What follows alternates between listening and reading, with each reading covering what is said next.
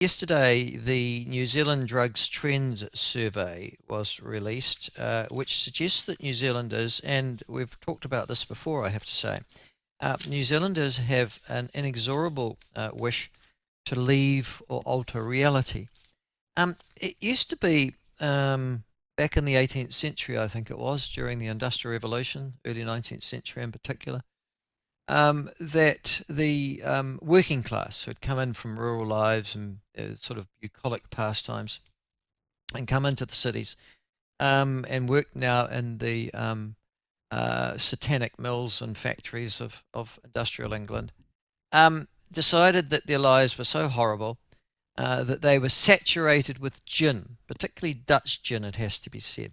And gin was cheap, readily available to the working class, and it became very much the drug, if you like, of choice of the English working class. And at that stage, the nice little rural beer that was out there wasn't very alcoholic, was replaced by firewater, and suddenly England had a drinking problem, which I have to say I don't think they've ever really escaped, and has obviously grafted onto all those English citizens who left that particular country and migrated to Australia, Canada, United States, New Zealand, but and made it available to the indigenous population as well, who also, I have to say, suddenly developed a drinking problem. Well, yeah, that's alcohol's always been a part of the, if you like, the British slash Maori tradition in this country.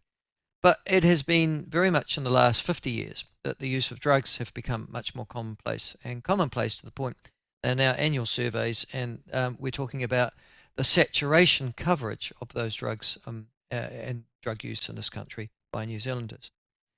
Well, the author of, or one of the authors of, and certainly the person who is the spokesperson for um, the universities, Massey University Shore and Whariki Research Centre, which does this annual New Zealand Drugs Trends Survey, Professor Chris Wilkins joins us now to talk about the latest results.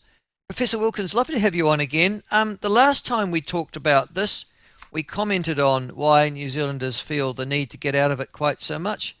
Do you think that the stress, anxiety, and just the stresses of modern living at the moment might make them even more inclined to take up some sort of mind-altering substance? Possibly. I think people use alcohol and drugs for a whole lot of reasons. Hedonistic, obviously, but actually increasingly some drugs have been used for kind of therapeutic well-being reasons. So one of the interesting things that came out of the survey is number of people using things like LSD and psychedelics to, to address some mental health conditions, depression, and also, but just also often just to expand their minds and in this kind of a spirituality kind of function. Mm. Yes, Professor Glue at Otago University is doing research into the use of psychedelics now for exactly those sorts of issues, but I didn't realise you could self-medicate with them. It's still illegal to go and purchase them, of course, so, and I imagine also Yeah. very expensive, so it's a pretty expensive way to catch some sort of mental health fix. Listen, one of the things that came out and it really struck me in particular was the use of methamphetamine in this country. This country seems to have adopted methamphetamine almost as its favourite drug. And you talk about there are signs of a saturated methamphetamine market in New Zealand. What do you mean by that? Well, so we've been doing the survey since 2017, and what we found is the price of methamphetamine declined by 36% since 2017. So, of course, we've all been in this cost of living crisis, and we're used to seeing prices go up quite a lot in some cases, 10, 15% in the legal economy. So the price of methamphetamine is going down. The wastewater testing results tell us that the amount of methamphetamine New Zealand is using is actually going up, and the police are seizing, instead of tens of kilos, hundreds of kilos of methamphetamine. So all those factors point to a huge amount of supply and saturation of that market. So when you talk about saturation, I'm assuming you're saying they've reached the maximum number of customers they're likely to have, you've got more supply than you have customers, so that's why the market, just simple law and supply and demand, that's why the price is dropping. Is that right?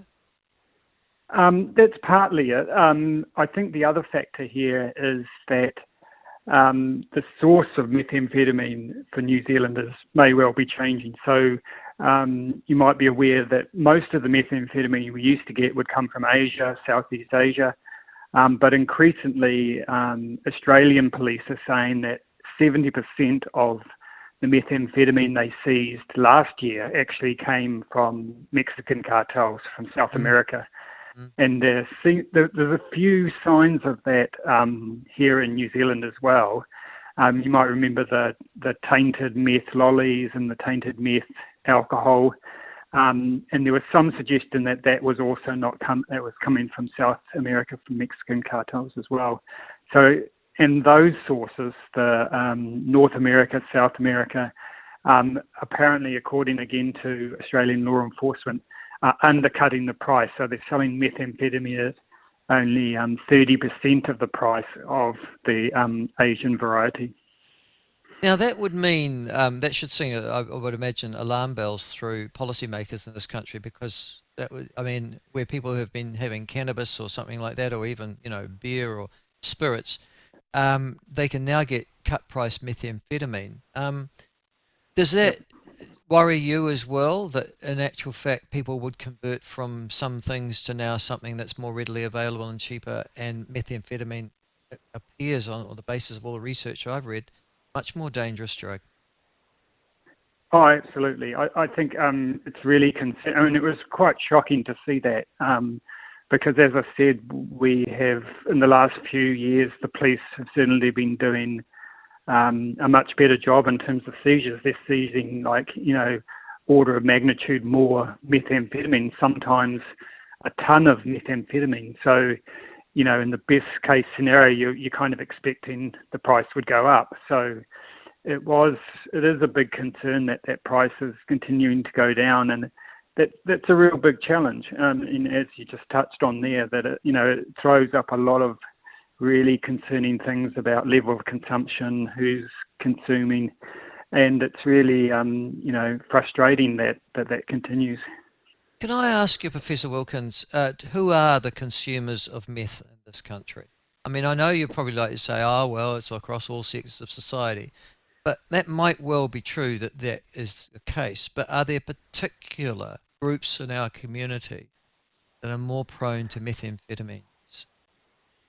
Well, I mean, I am going to say it's a cross section of the community, See, I knew you'd say and that. and because I mean, if we look at the wastewater testing, so people might be aware that at the moment the police run a piece of a program where they test wastewater sewage basically for methamphetamine, and it's pretty objective because obviously everything you take in your body will go in the toilet eventually. So Yep. it's pretty scientifically objective. So one of the interesting things, I mean, compared to a survey where people often have kind of concerns about it.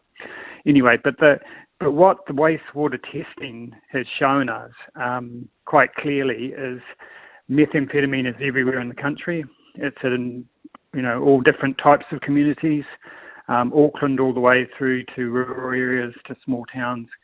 So there's no one group. I mean, and I think socioeconomic status has a big impact in terms of if you are taking methamphetamine, what happens to you. The consequences are much deeper and more harmful because you just simply haven't got the money to cushion some of those impacts, like get drug treatment and get access. And if you happen to be Maori Pacific, maybe it's once you do go into the criminal justice system, you face more kind of barriers and more challenges in terms of getting to a health outcome.